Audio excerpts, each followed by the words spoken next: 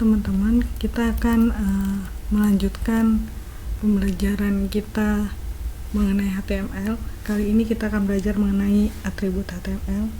Jadi atribut HTML itu memberikan informasi tambahan mengenai elemen HTML.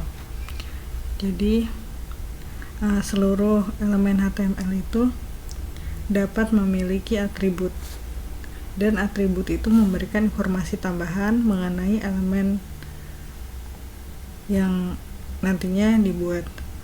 Selanjutnya, atribut selalu ditentukan di tag pemuka, tag HTML pemuka. Dan atribut biasanya itu berpasangan dengan nama dan juga nilai dari sebuah atribut. Di sini ada contohnya. Contohnya ada tag A yang mendefinisikan mengenai hyperlink,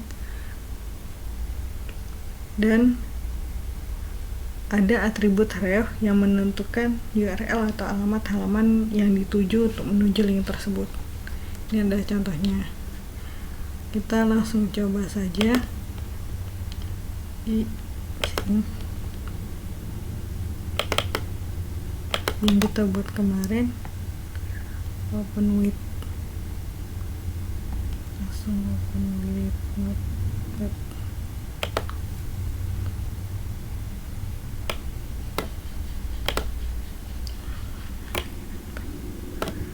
Kita buka menggunakan Notepad ya. Lalu kita kopas saja.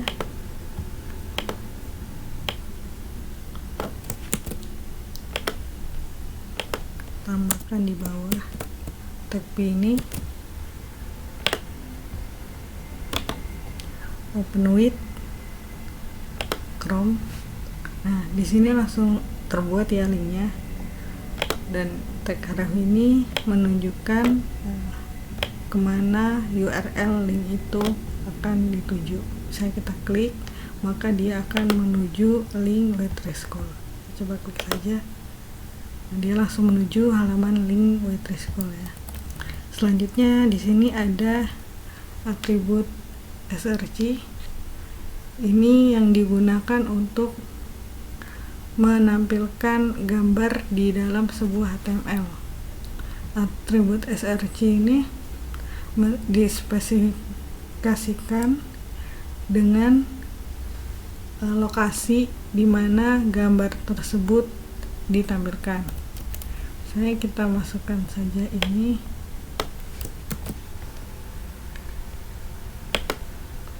Kita kopas di bawahnya.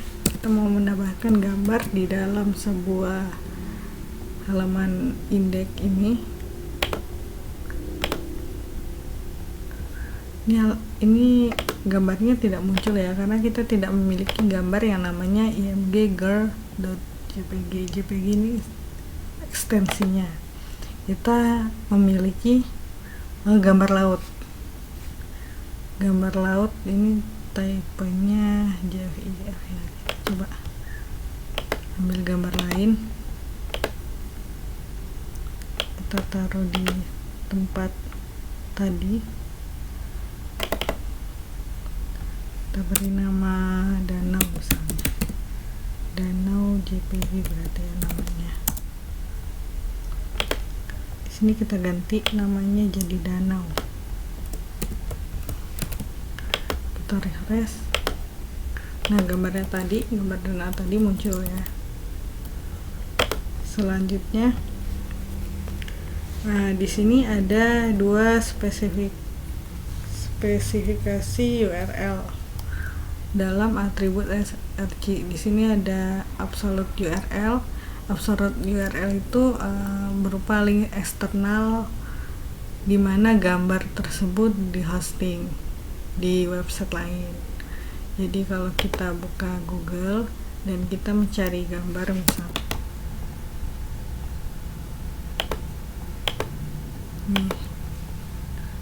misalnya ini ya.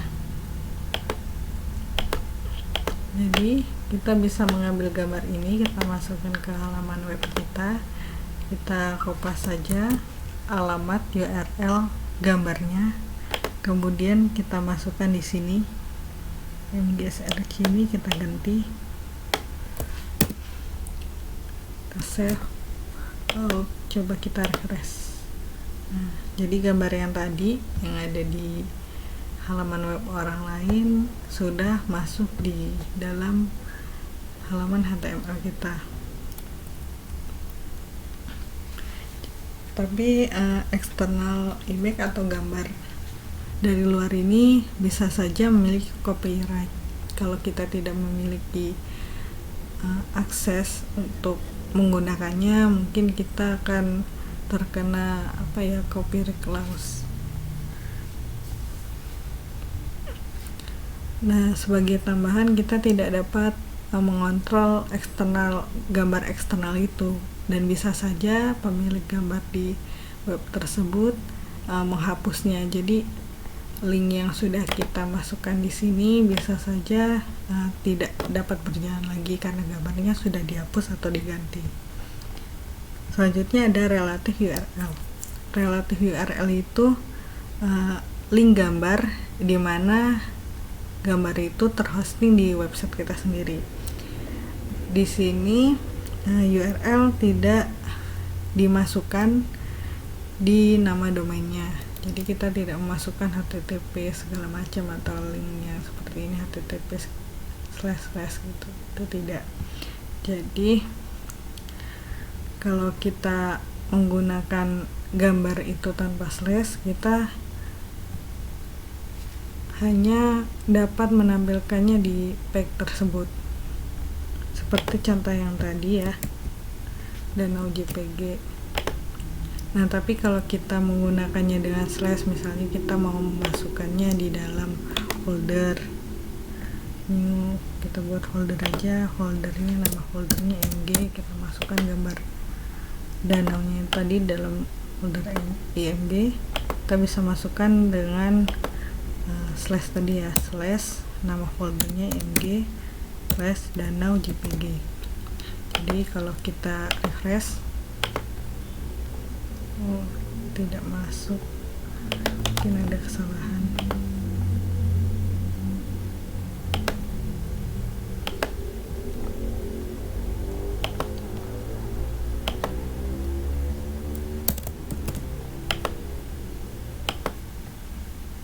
Ya, ada tambahan titik karena dia masuk ke dalam path atau masuk ke dalam folder baru, jadi kita titik slash.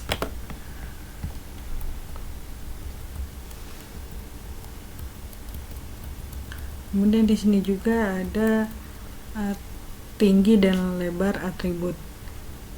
Di tag img image biasanya juga terdapat atribut width dan height dengan menspesifikasikan tinggi dan lebar sebuah gambar di dalam satuan pixel ya. Jadi kita bisa mengatur tinggi dan lebar gambarnya. Misal kita buat di sini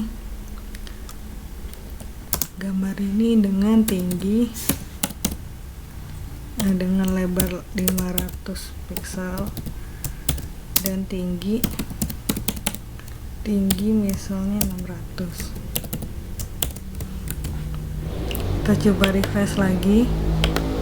Nah, jadi gambarnya sesuai dengan yang kita definisikan tadi, dengan lebar 500 dan tinggi 600 pixel.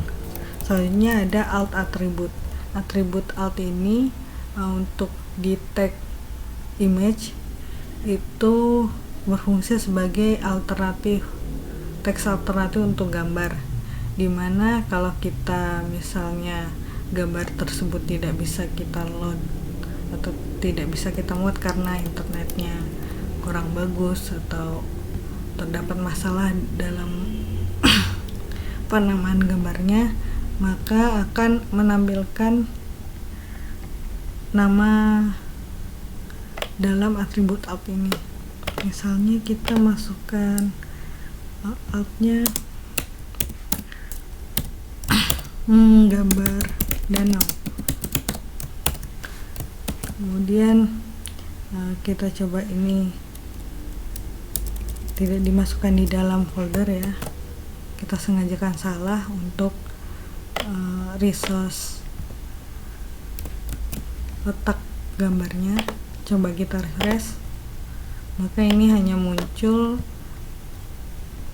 nilai dari atribut out tadi, karena gambarnya tidak sesuai dengan pendefinisian di dalam tag atribut src ini tadi. Kita kembalikan lagi, dan gambarnya muncul lagi.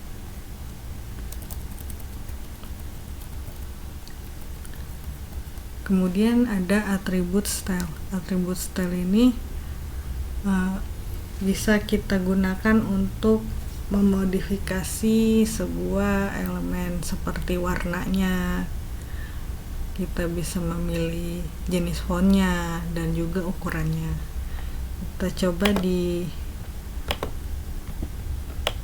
Kita coba paragraf ini akan kita buat dengan tulisan berwarna merah, dan fontnya kita buat berapa piksel ya, 20 piksel misalnya. Coba di sini tadi kita gunakan style,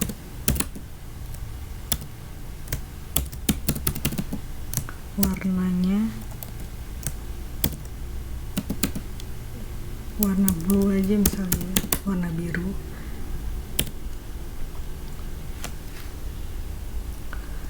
Kemudian mau apa lagi,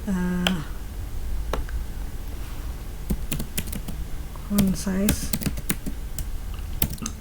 20 px misal. Nah, sudah ini ya, sudah berubah, dia warnanya jadi biru dan ukurannya menjadi 20 piksel. Kemudian juga ada atribut lang.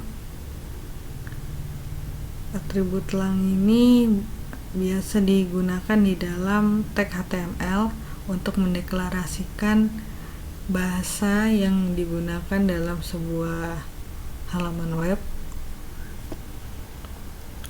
dan ini memudahkan untuk pencarian dalam browser maupun search engine. Contohnya kalau untuk bahasa Inggris dia langnya lang n, dan juga di sini ada kode negara yang ditambahkan dalam atribut lang. Jadi dua karakter awal itu mendefinisikan bahasanya, dan dua karakter akhir itu untuk mendefinisikan negaranya.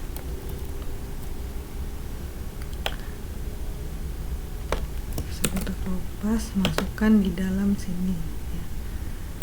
HTML LNUS. Kemudian juga ada atribut title, yang dimana dia mendefinisikan penambahan informasi ekstra dalam sebuah elemen.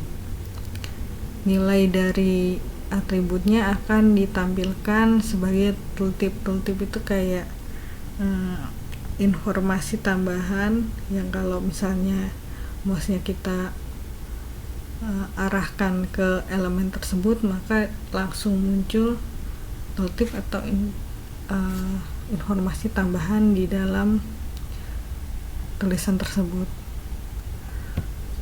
Agar lebih gampangnya, kita coba membuat tooltip di paragraf yang sudah kita buat tadi. Coba kita buat tooltipnya p title.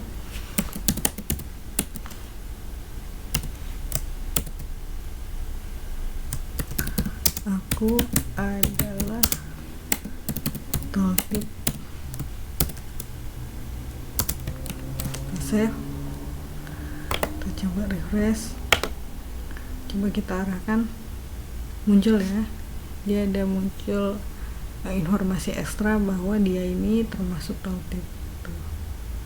Kayak ada dialog box kecil di tulisannya kalau kita mengarahkan mouse-nya ke sini.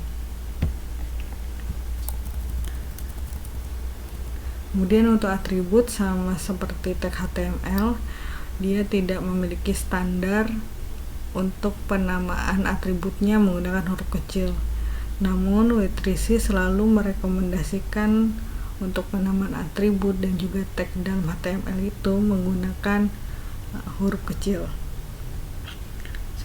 Sebenarnya tidak masalah ya kita menggunakan huruf besar atau huruf kecil.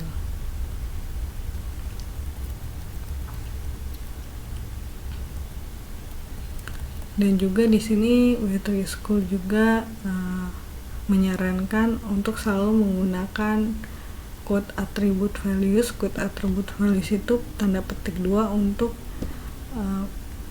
penamaan nilainya. Jadi untuk nilai dari atribut selalu dibubuhi dengan tag, selalu dibubuhin dengan quote, double quote seperti ini.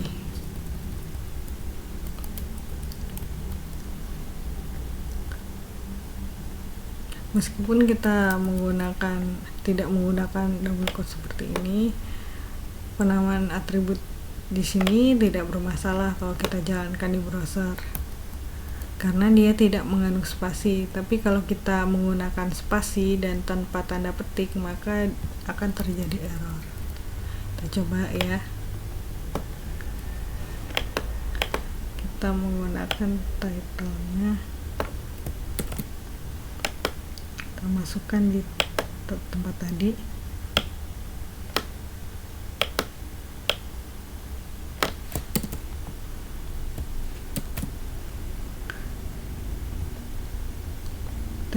Kita mencoba title ini untuk membuat tooltip tadi, tapi di sini kita tidak menggunakan double quote dan juga menggunakan spasi. Coba kita refresh.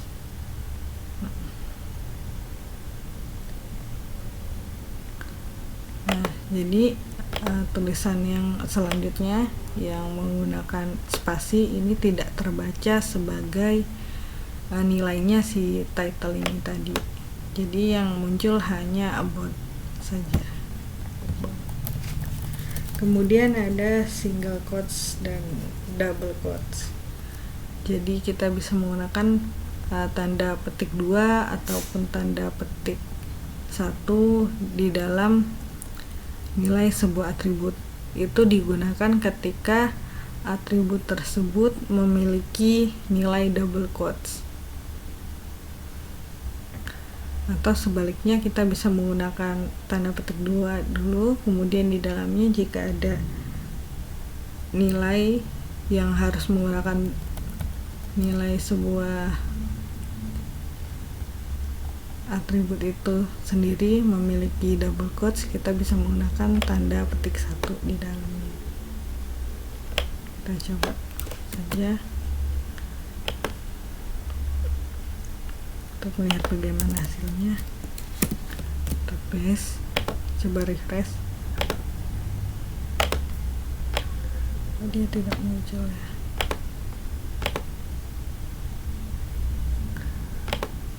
Di sini kita belum membuat paragrafnya ya. Ini paragraf pertama.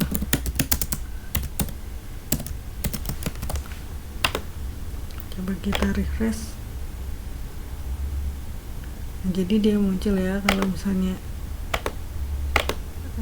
kita ingin membubuhkan tanda petik 2 di dalam tooltipnya, kita bisa menggunakan tanda petik 1 di dalamnya. Dan di sini dari pembelajaran awal kita hingga atribut HTML terdapat beberapa rangkuman, yaitu yang pertama, seluruh elemen HTML dapat memiliki atribut.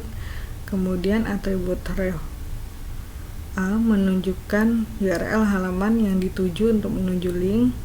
Kemudian ada atribut src dari tag image PNG yang menentukan jalur gambar yang akan ditampilkan. Dan juga ada atribut width and height di dalam tag img yang menyediakan teks alternatif untuk gambar. Kemudian ada tag style, atribut style yang digunakan untuk menambahkan styling atau desain sebuah elemen seperti warna, ukuran, jenis font dan sebagainya. Dan juga ada atribut lang dari tag HTML yang mendeklarasikan bahasa halaman web. Dan juga yang terakhir ada atribut title yang mendefinisikan beberapa informasi tambahan tentang sebuah elemen. Di sini ada contoh tesnya untuk menambahkan tooltip tadi ke paragraf. Mengenai About With School, kita bisa menambahkan apa tadi, title.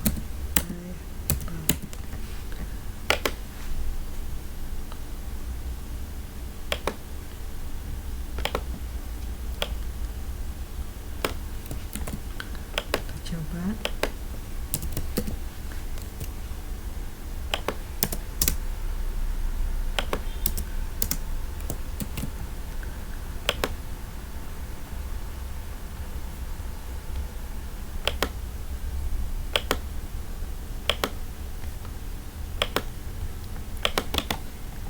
Open with.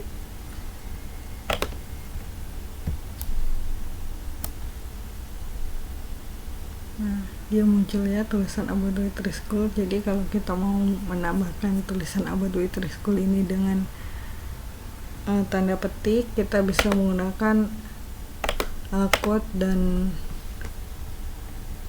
single quote dan double quote tadi. Ya, sekian pembelajaran kali ini. Untuk HTML heading akan kita pelajari di pertemuan selanjutnya. Terima kasih.